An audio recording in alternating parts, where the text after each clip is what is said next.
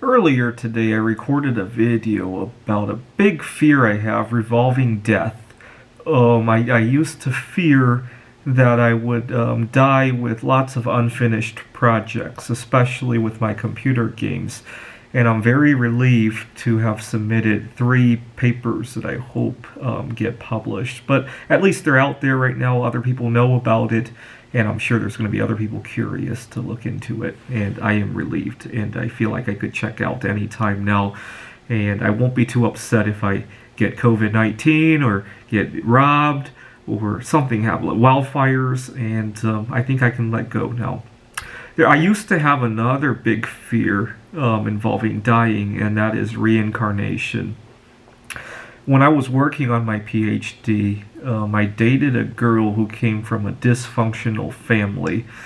And it was a good learning experience, but after I broke up with her, I became very fearful that in a future life I would grow up in a family like that. I did her father was a borderline alcoholic and constantly drinking and fighting, and her mom had been married 3 times, and she had bounced around from different school districts, and actually her mom got in trouble for sending her to her grandparents' home to go to a better school, and they had gotten in trouble for that. They were dealing with legal issues. And I had big fears that I would grow up in a family like that. She wasn't the only dysfunctional family I ever ran into in my life. I went to high school with a bunch of guys who had come from dysfunctional families as well.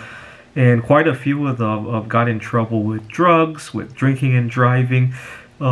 Just about everybody in my class had gotten in trouble with drinking and driving. I know this because when I went to apply for my first job, I wanted to check my background report because I had gotten in trouble as a juvenile and the charges had been expunged, and I just wanted to make sure that they were expunged. So I learned how to check my criminal background, and when I found out how easy it was, all you needed was a name and a date of birth. I decided to check all my friends just out of curiosity, and many of them have been in trouble with drinking and driving, and I just can't fathom what it's like to be addicted to drugs. I've been addicted to, well, drugs, food in particular, right? Let me see what drugs I have around here. Well, there's a bunch of drug paraphernalia, right?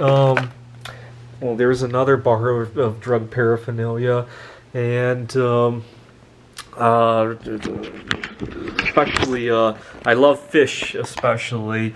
When I travel, I'm always looking for all sorts of weird food to eat. I actually got pretty sick in Warsaw.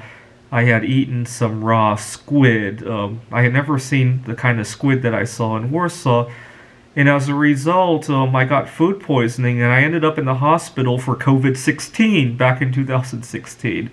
I was in the hospital for a couple of days. And, okay, it's bad enough that I have this habit with food. I cannot imagine what it would be like with drugs, whether it be in this lifetime or in a future lifetime. And, actually, part of the reason I'm so addicted to my food, now that I think about it, part of it is I worry that in a future lifetime I won't have the privilege of eating all these foods that I love today, right? If I were in the family of the girl that I had dated when I was in working on my PhD, first of all, not only could I not afford the food, I wouldn't even have the desire to eat healthy in a family like that, right? Or I could end up in a family in China where all I could eat was bat soup, right? Certainly not the chocolate bars or the raw fish, and sometimes that sometimes sits in the back of my mind. You know, am I going to have this kind of food in a future lifetime, or even later on in this lifetime, right?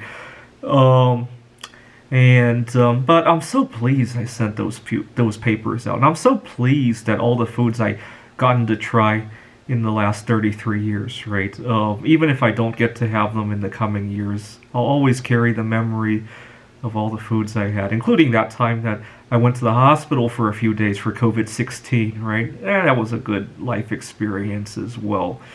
Anyways, let's enjoy today for what it is. We'll deal with a future lifetime in a future lifetime, and hopefully I'll catch up with you on YouTube in a future lifetime as well.